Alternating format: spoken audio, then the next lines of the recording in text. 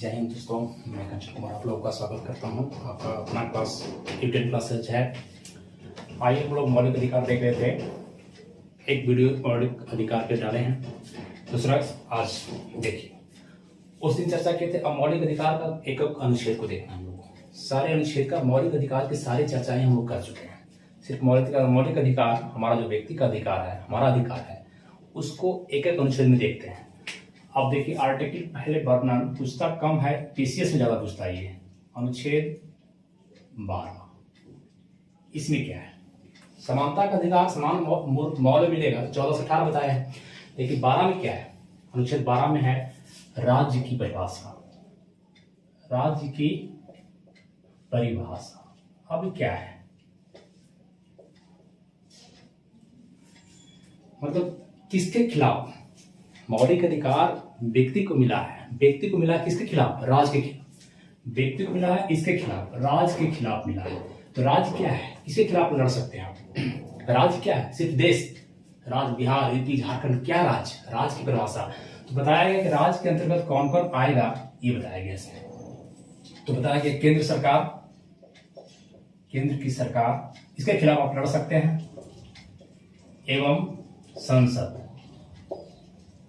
ये राज्य है, ये राज्य है। इससे आप क्वेश्चन कर सकते हैं, सरकार से क्वेश्चन कर सकते हैं, संसद से क्वेश्चन कर सकते हैं। मतलब कहने के लिए ये राज्य है। राज्य सरकारें, सभी राज्य की सरकारें, 28 राज्य और 8 केंद्र शासित प्रदेश है यहाँ।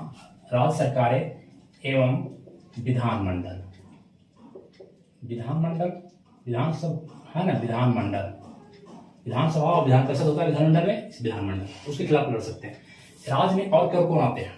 सारे बैंक, सारे कॉमर्शियल बैंक, इसके का अधिकारी। मान लीजिए बैंक में गया, कोई काम नहीं कर रहा, आपको जो अथॉरिटी आपको काम करने का, आप अपने अधिकार के तहत, मौलिक अधिकार को आपको है, उसके खिलाफ आप अधिकारी से पूछ सकते हैं कि आप राज्य हैं, आप क्या है? राज्य हैं, आप आंसर दीजिए। आप स्टाफ हैं, मतलब केंद्र की सरकार के द्वारा नियुक्त हैं, आप जवाब दीजिए हमको, ठीक है? तो सारे बैंक का स्टाफ हो गए। इसमें आपका ONGC भी आता है, LIC भी आता है, ठीक है, सेल भी आता है। पहले राज्य के बीच में लिख दीजिए जितने भी और लोकल बॉडी है। लोकल बॉडी मतलब ग्रामीण बॉडी, मतलब आपको ग्राम पंचायत का, आप पंचायत सचिव को ग्राम पंचायत, चाहे नगर निगम, कोई भी हो, सारे राज्य हैं। सारे क्या है? राज्य। इसमें जितने लोग काम कर रहे हैं उसके खिलाफ आप पूछ सकते हैं, आप अपना जवाब ले सकते हैं। ये सारे राज्य हैं, सारे खिलाफ आप लड़ सकते हैं, ये राज्य है। तो राज्य की परिभाषा किसमें? अनुच्छेद 12 में। समझ में आया कि इसमें राज्य को परिभाषित किया गया कि किसके खिलाफ आपको अधिकार मिला है, मौलिक अधिकार मिला है, व्यक्ति को मौलिक अधिकार मिला है, तो किसके खिलाफ आप लड़ सकते हैं, किसके खिलाफ क्वेश्चन कर सकते हैं? तो राज्य के खिलाफ। तो राज्य है क्या? अटिज राज्य। तो राज्य, सारे राज्य हैं, सारे अन्य जो आपको निजी संस्थान, अगर केंद्र के अन्य निजी संस्थान, निजी इकाई, कोई प्राइवेट इकाई अगर गवर्नमेंट के साथ मिलकर काम कर रही है तो वो भी राज्य है, उसके खिलाफ पूछ सकते हैं आप, वो भी राज्य है। तो राज्य भाषा समझ आया? क्लियर? अब आइए इसको मिटाते हैं। अनुच्छेद 13 देखिए, अनुच्छेद 13। अगर कहें आपको संविधान की आत्मा कौन है? संविधान की आत्मा, जनरल क्वेश्चन अगर किया जाए, संविधान की आत्मा प्रस्तावना कहा जाता है, जो बताए हैं। लेकिन भीमराव अंबेडकर भीमराव अंबेडकर साहब ने संविधान की आत्मा अनुच्छेद 32 को कहा है। जो संवैधानिक उपचार है उनको कहा संविधान की आत्मा, वहां चर्चा करेंगे। लेकिन अगर हमसे पूछा जाए कि संविधान की आत्मा कौन है, मेरे राय में संविधान की आत्मा अनुच्छेद 13 है। 13 को संविधान की हम आत्मा कर सकते हैं, सबसे महत्वपूर्ण अनुच्छेद कर सकते हैं इसको। ये पीसीएस में पूछता है, जनरल में पूछता नहीं है। लेकिन इसमें आपका 13 में क्या है? 13A, 13(2), 13(3), इसमें क्या है? अल्पीकरण। दो शब्द याद रखें आप, अल्पीकरण एवं असंगत। मत समझ, अभी नहीं समझोगे आप। अल्पीकरण क्या होता है? अल्प मतलब छोटा करना, कम करना। असंगत मतलब मतलब नहीं, संगत मतलब मिलता जुलता नहीं, मैंने आपसे टैली नहीं कर रहा है, मिल असंगत आदमी है, संगति इसको साथ नहीं देता है, संगति नहीं रखता है, वो असंगति है, असंगत, मिल नहीं कर रहा है। अल्पीकरण, आपको कोई कम कर रहा है, आपके अधिकार को कम कर रहा है। तो 13 वर्णन क्या है कि 13A में ए 13(2), 13(3) इतना आपको जाना नहीं है। आप सिर्फ जानिए कि अगर संविधान लागू हुआ, कब लागू हुआ? 26 जनवरी 1950 को, तो उसके पूर्व, प्री या पोस्ट, बाद,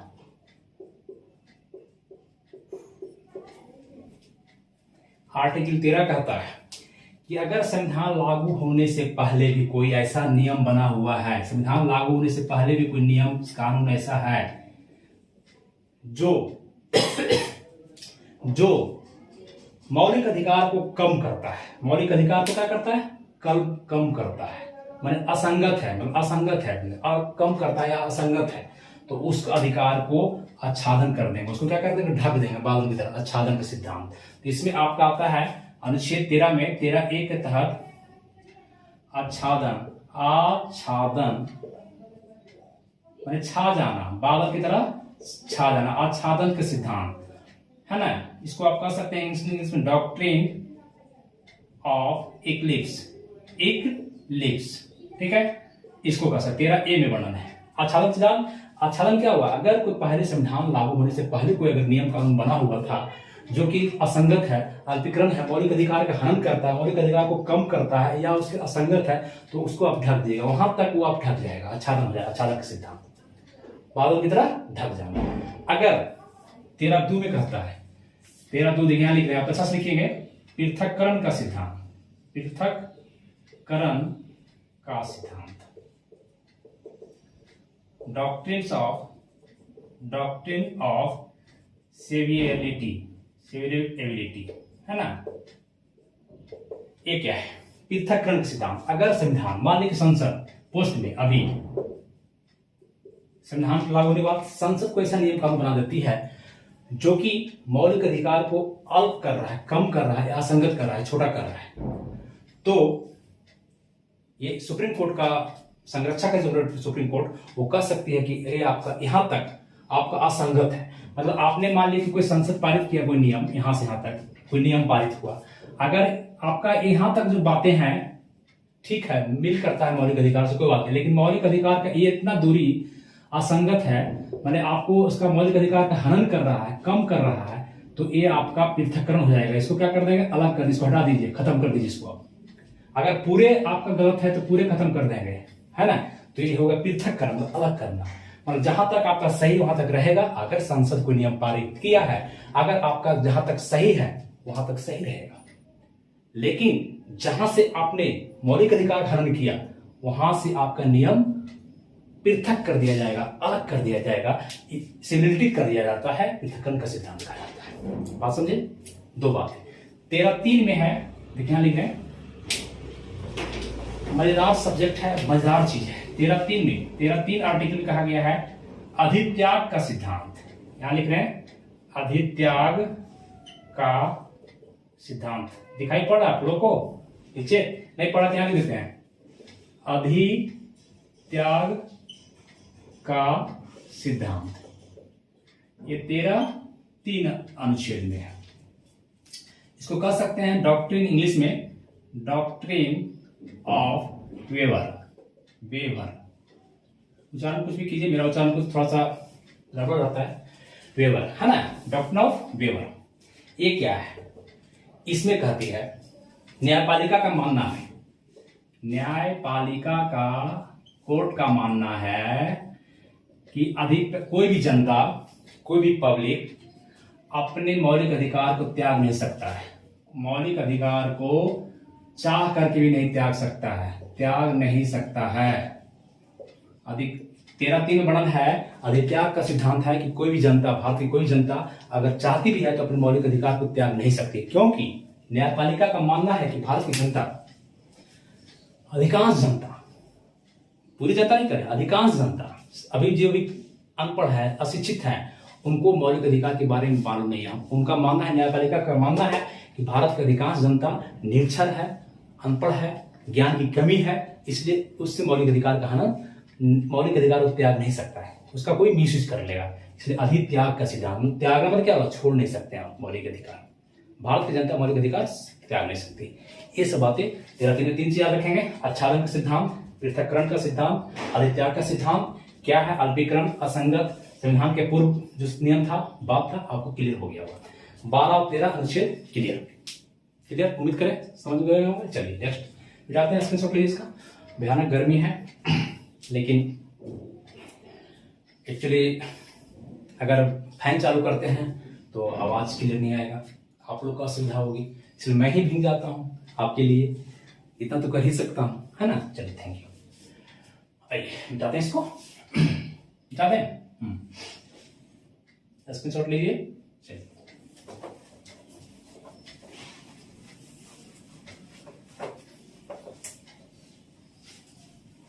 13-14 हो गया।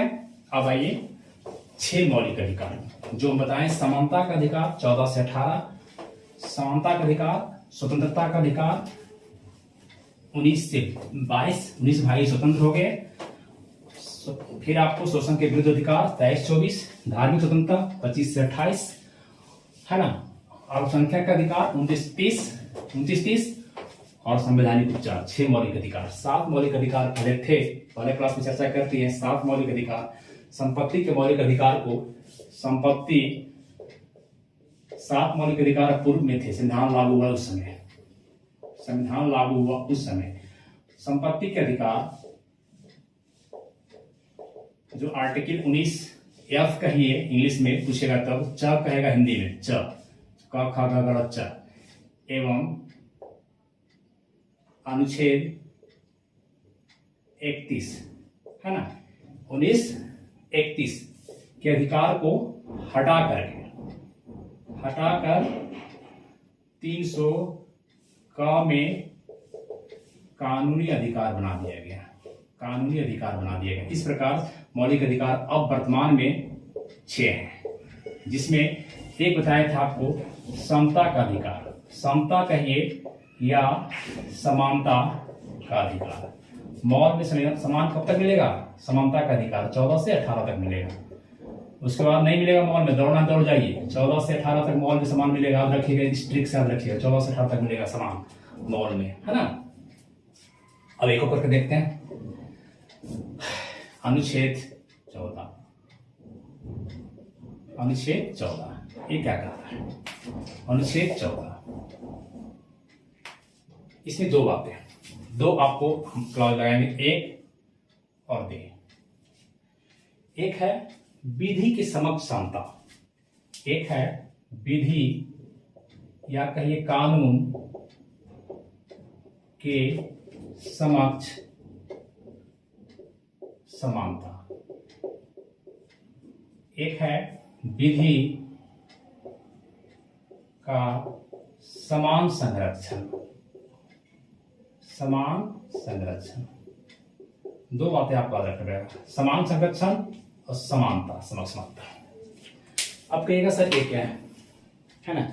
विधि कानून के समक्ष समानता हो गया, मतलब कि आपका ब्रिटेन में माना, कहां से लिया गया है, ब्रिटेन से लिया गया। ब्रिटेन में है कि अगर आप राष्ट्रपति भी हैं और आम जनता भी है तो विधि कानून के समक्ष समान है, सब समान है। ये पहली बात, ये इसकी चर्चा की थी एबी देसी, यूपीएससी क्वेश्चन है बहुत दोस्तों, एबी देसी। विधि के समक्ष समानता, विधि नियम कानून के समान सभी जनता, ब्रिटेन से लिया गया है। ये कहां से लिया गया, विधि के समक्ष समता कहां से लिया गया, ब्रिटेन से लिया गया है। और पहली बात चर्चा कौन की, एबी देसी की, कौन की, एबी देसी की, है ना। इसमें है कि सभी लोग समान है, नियम कानून के समान सभी समान, चाहे राष्ट्रपति हो चाहे प्रधानमंत्री समान। भारत में ऐसा है नहीं है, समान है, सब समान है, लेकिन यहाँ पर विधि का समान संरक्षण भी जोड़ दिया गया हमारे विद्वानों ने। हम भीमराव अम्बेडकर, BN राव, है ना, ये सब राजेंद्र प्रसाद, ये सब विद्वान व्यक्ति थे। सोचिए आज के नेता उस नेता में कितने अंतर था। आज का नेता सब बकलोल है, आज इतना फैसिलिटी है पढ़ने का हर जगह, कोई हवाड़ से पढ़ के भी आए हमारे नेता, है ना, लेकिन बकलोल सब है। उनको संविधान का भी ज्ञान नहीं, पढ़ भी नहीं पाते हैं। जो संविधान बना के चल गए हैं लोग, उसको पढ़ने समझदारी उसका नहीं है, और बनाने वाले कितने विद्वान थे। तो देखिए इसको भी ऐड कर दिया हमारे संविधान में। विधि का समान संरक्षण अमेरिका से लिया गया है। कहां से लिया गया, अमेरिका के संविधान से लिया है। 2 क्वेश्चन करेगा आपसे, विधि के समक्ष कहां, ब्रिटेन से, और कहां से लिया, अमेरिका। इसमें क्या है, इसी के तहत देखते हैं। आप कहीं जाते हैं बस में, 3 सीट महिला का आरक्षण, क्यों, ऐसा क्यों, क्लास में बैठते हैं, आगे महिला को उठाया जाता है। तो इसमें है कि विधि के समान संरक्षण है, सबको समान संरक्षण, लेकिन आपका जैविक संरचना है इसके कारण, मतलब महिलाओं की जैविक जो है उसकी संरचना, बॉडी का संरचना ऐसा है कि उसको सुरक्षा चाहिए अभी भी समान तबके माने के लिए। तो समान संरक्षण तो है, लेकिन मान लीजिए एमपी है, एक आम आदमी है, दोनों को समान नहीं मिल सकता है। समान संरक्षण कहा गया कि एमपी वीआईपी कोटा के लोग उसको पहले पास भगाया जाएगा। रोड पर अगर दोनों जा रहा है तो पहले इसको भगाया जाएगा, तब इसको भगाया जाएगा आम आदमी को, है ना। तो ये विधि का समान संरक्षण के तहत इन लोगों को थोड़ा संरक्षण दिया जाता है। क्या दिया जाता है? संरक्षण दिया, सुरक्षा दिया जाता है। मान लीजिए राष्ट्रपति है, राज्यपाल है, ये लोग को संरक्षण है। ये लोग अगर कार्यकाल में है, अगर किसी को मर्डर भी कर देते हैं तो इन पर सजा नहीं होगी।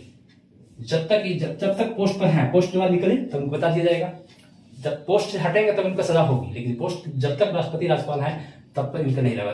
और आम आदमी क्या है, तुरंत फांसी हो जाएगा उसको। तो विधि के समान संरक्षण ही है कि जैविक मान लीजिए महिलाएं हैं तो उसको कुछ अलग से दिया जाता है। भाई कहीं भी जाइए आप, किसी भी जाइए, सिंपल सी बात है ना, आप लव कीजिए, चाहे कोई रेप कीजिए, कोई लव किए, लव करके आप लड़की फिर बाद में छोड़ दी, कोर्ट गए, लड़की कोर्ट में कह दी जाकर के आपको कि इन्होंने हमें बहला फुसला करके, पटा करके, फंसा करके रेप किया। संभव है ऐसा? क्योंकि बहला फुसला कर कोई घर में लावे, जो होता है घटना हमारे हंसने वाली बात होती है, बहला फुसला को महिला को रेप कर दिया और कोर्ट मान लेता है उसकी बात, कोर्ट उस लड़का की बात को नहीं सुनता है। तो ये क्या विधि का समान संरक्षण है, क्या समान संरक्षण के तहत दिया जाता है। ठीक है, कि इसकी जैविक बनावट ऐसी है तो इसको संरक्षण दिया जाए। ठीक है, 14 क्लियर हो गया। आइए अनुच्छेद 15। अनुच्छेद 15 में क्या है?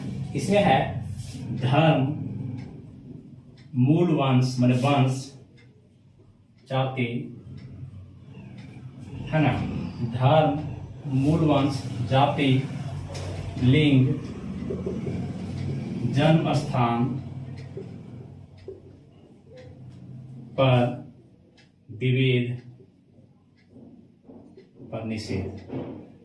धर्म, मूल वंश, जाति, लिंग, जन्म स्थान के आधार पर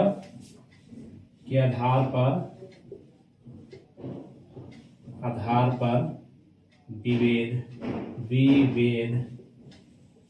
पर निषेध। अब देखिए, समझिए इसको।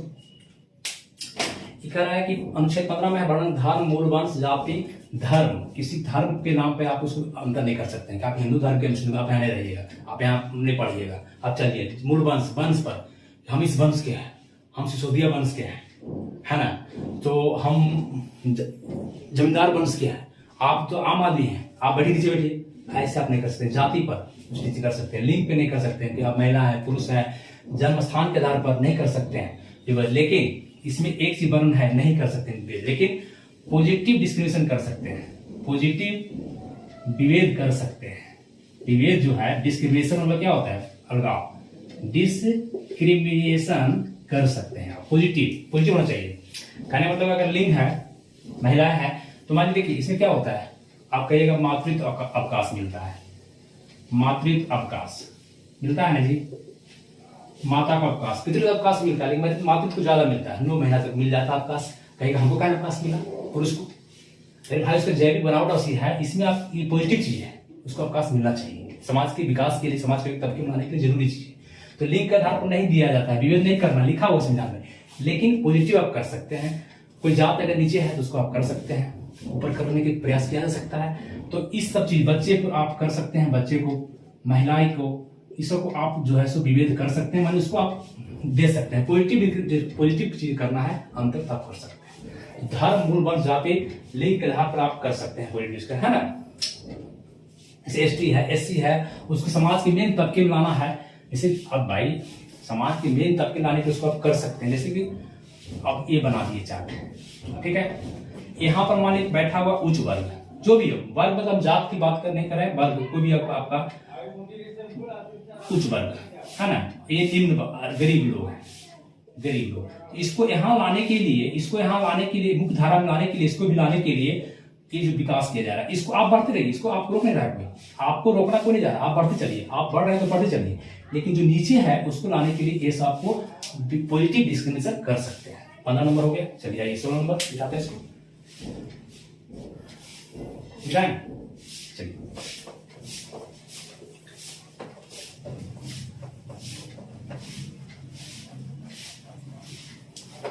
आइए 16 समानता का अधिकार है, लेते हैं कम से कम एक वीडियो में इसमें पूरा क्लियर।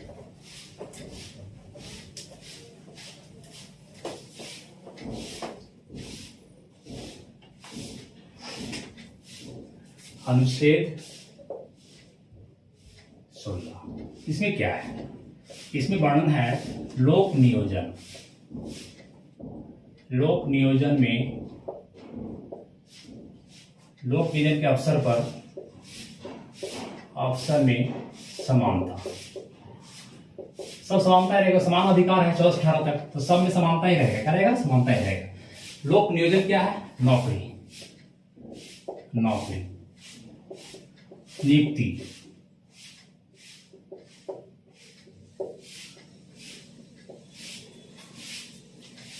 लोक नियोजन के अवसर में समानता।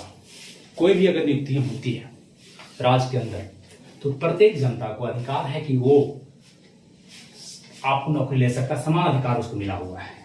लेकिन अब कहेगा सर इसमें आरक्षण कहां से आ गया? एक शब्द आरक्षण जो मिलता है, आरक्षण, इसमें ये पॉजिटिव चेंजिंग, फिर देखिए आ गया पॉजिटिव विभेद कर सकते हैं।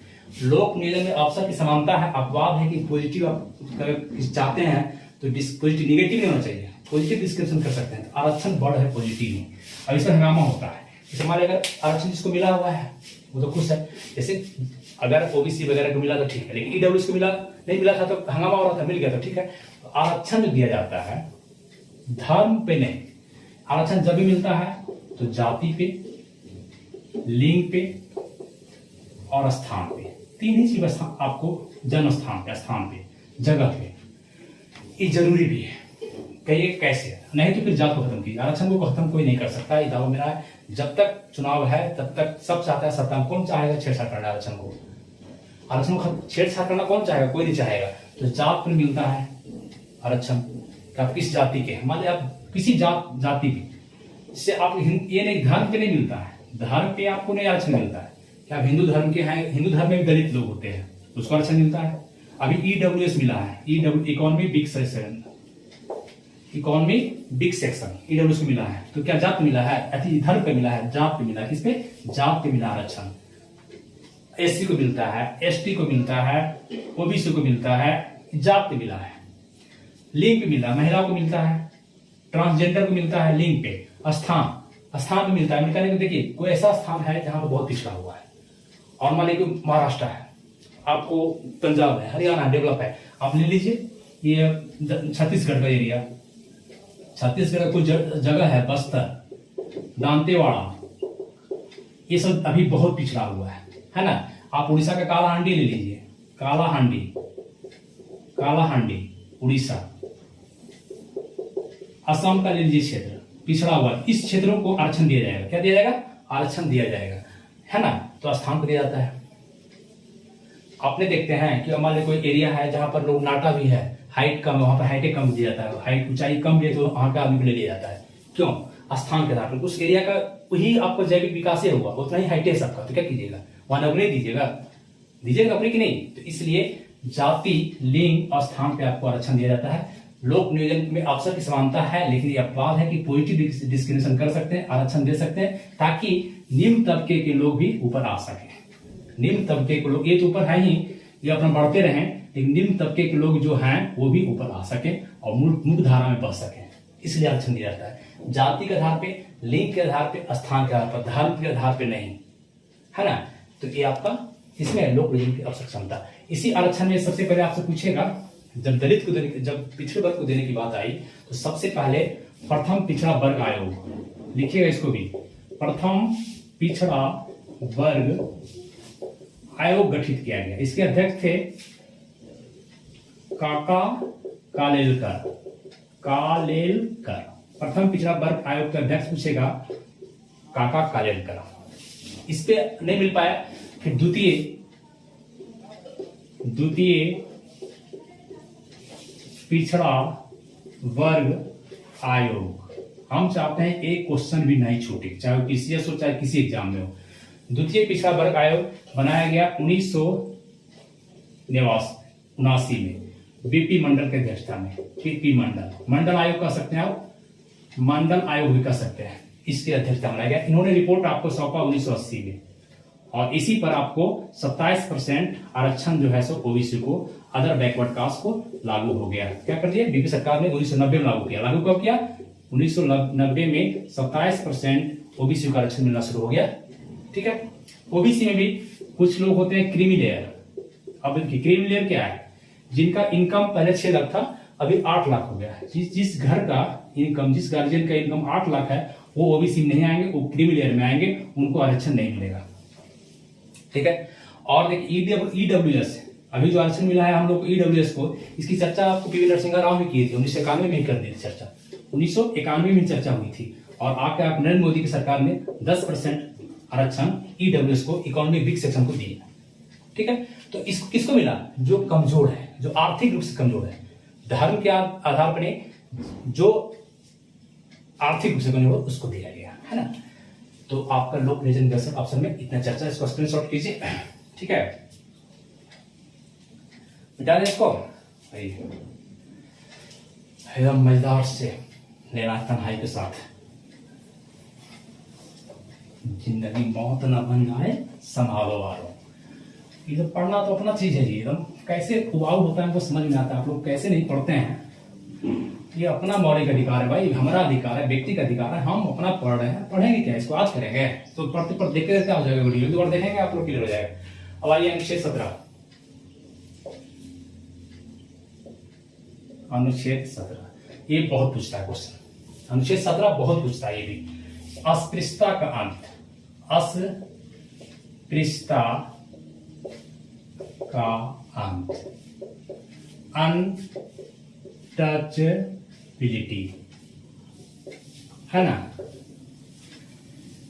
इतना रखिए अस्पृश्यता का अंत। अब इसका ज्यादा कुछ है नहीं। पहले था क्या था? छुआछूत ज्यादा था। क्या था? छुआछूत भी कर सकते हैं आप, छुआछूत का अंत पहले बहुत ज्यादा था। पहले क्या कि आप यहाँ पानी भर सकते हैं, दलित लोग जो है ST SC है, चाहे जो उस तरह के तबके जात है, वो आ नहीं सकता है, नीचे बैठ। अभी भी देखिएगा समाज में, अभी भी देखेंगे आप बहुत जगह कि हम मान लें उच्च जाति के हैं तो निम्न जाति के लोग मेरे बेड पे नहीं बैठ सकते हैं, वो आएगा तो नीचे बैठेगा, नीचे बैठो।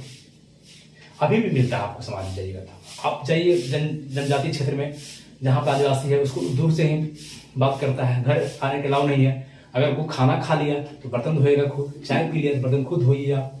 तो अभी भी है, लेकिन अब कम है। तो अस्पृश्यता का आप अंत कर देंगे। अब देखिए, अभी अब चर्चा एक बात है कोरोना का। कोरोना में देखिए अस्पृश्यता कितना आया। कोरोना कोई किसी को छू नहीं रहा था, दूर से देख करके डॉक्टर भी आ रहा था, वहीं से इलाज कर रहा है ना। तो अस्पृश्यता हो गया, लेकिन ये अस्पृश्यता नहीं, ये आपका जीवन के लिए जरूरी था। इसको अस्पृश्यता आप नहीं कर सकते हैं, इसलिए आपकी सुरक्षा की जरूरी थी। तो अस्पृश्यता का अंत हो गया आपका। अनुच्छेद 18 इसमें है उपाधियों का अंत। उपाधियों का अंत कर दिया गया। बात समझे, उपाधियों का अंत। जैसे पहले लोग जो थे, पहले बहुत सारा उपाधि लेते थे, जैसे कि आपको सर, नाइटहुड है ना, राय बहादुर, सुल्तान, इस तरह से बहुत सारा उपाधि लिया जाता था। लोग आपको लेते थे, सब सारा उपाधि क्या लेते थे, है ना। महाराजा लेते थे आपको, इस तरह से बहुत सारा आपको, जैसे महाराजा जोड़ दिए, महाराजा लेते थे। ये सब उपाधि से क्या होता है, आदमी का पहचान होता है। महाराजा आ रहे हैं, सर आ रहे हैं, नाइटहुड आ रहे हैं, राय बहादुर आ रहे हैं, सुल्तान आ रहे हैं। इससे आपका आदमी का पहचान अलग तरीके का, अलग करता था, डिस्क्रिमिनेशन होता था। तो इसको अंत कर दिया गया। सारे उपाधि अब कोई नहीं ले सकता, इस उपाधियों को अंत कर दिया गया। किस अनुच्छेद के तहत? 18 के तहत। 18 में उपाधियों का अंत कर दिया गया। लेकिन ऐसा नहीं है, अभी आपको अवार्ड ले सकते हैं आप। भारत सरकार जो अवार्ड देती है, आप विदेशी से नहीं ले सकते हैं, विदेशी से कोई उपाधि नहीं ले सकते हैं। अंत कर दिया गया विदेशी, है ना। लेकिन आप अवार्ड ले सकते हैं। मान लिया भारत रत्न आपको मिला है, ले सकते हैं आप। ये अवार्ड है, ये उपाधि नहीं है, पुरस्कार है। पद्म भूषण हो गया, माने पद्म भूषण पद्म विभूषण, पद्मश्री, ये सब ले सकते हैं। जैसे सेना में महावीर पुरस्कार, परमवीर, अशोक चक्र, है ना, ऐसा लिख लीजिएगा, अशोक चक्र वगैरह आप ले सकते हैं, ये अवार्ड है। आप एजुकेशन में आप ले सकते हैं, एजुकेशन में आप डॉक्टर की उपाधि ले सकते हैं, इंजीनियर की उपाधि ले सकते हैं। और उपाधि नहीं, ये आपको क्वालिफिकेशन है आपका, doctor Amit Kumar, doctor Ajay Kumar, engineer Ajay Kumar, ये सब ले सकते हैं, है ना, LLB डॉक्टर, है ना, इसे आप ले सकते हैं। रैंक ले सकते हैं, आप रैंक ले सकते हैं, ये सब चीज आप ले सकते हैं। रैंक क्या, मान लीजिए दरोगा है तो दरोगा, इंस्पेक्टर है तो इंस्पेक्टर, DSP का रैंक ले सकते हैं, ब्रिगेडियर का रैंक ले सकते हैं, है ना, ये सब रैंक आप ले सकते हैं। तो ये आपका उपाधियों का अंत है, लेकिन ये सब आप ले सकते हैं। ये पुरानी उपाधि सब समाप्त कर दी गई। क्लियर? तो आपको उम्मीद करते हैं कि 14 से 18 अनुच्छेद 12 से लेकर के अभी तक पढ़ाए हैं, 12 से 13, 14, 15, 16, 17, 18। 12-13 में क्या था, राज की परिभाषा और पृथक्करण का सिद्धांत। ये आपका 15, 14, 15, 16, 17, 18 ये आपका हो गया समानता का अधिकार। समान मौल में मिलेगा 14 से 18 तक 5 अधिकार। सबसे बड़ा मौलिक अधिकार ये है क्योंकि इसमें 5 आर्टिकल है, बाकी में कम है। उम्मीद करते हैं कि समझिएगा। नेक्स्ट क्लास में फिर अब हम पढ़ेंगे क्या, 19 से स्वतंत्रता, 19 से 22 स्वतंत्रता का अधिकार, स्वतंत्रता का अधिकार 19 से 22 तक। 19 भाई स्वतंत्र हो गए, इसको देख लेंगे एक वीडियो में थोड़ा सा। और फिर नेक्स्ट हम चाहते हैं कि बहुत लंबा वीडियो कर रहे थे, हम बना रहे थे करीब 1 घंटा का, 50 मिनट के वीडियो का, तो लोगों ने सलाह दिया कि सर थोड़ा सा कम बनाइए, 25 मिनट 30 मिनट का। इसलिए आज से सोचेंगे 25 से 30 मिनट का मैक्सिमम बनाने का प्रयास करें, है ना। हमसे लंबा हो ही जाता है, ना चाहते हुए सर लंबा हो ही जाता है, ठीक है, लेकिन प्रयास करें छोटा करने का। थैंक यू, मिलते हैं नेक्स्ट क्लास में। Thank you.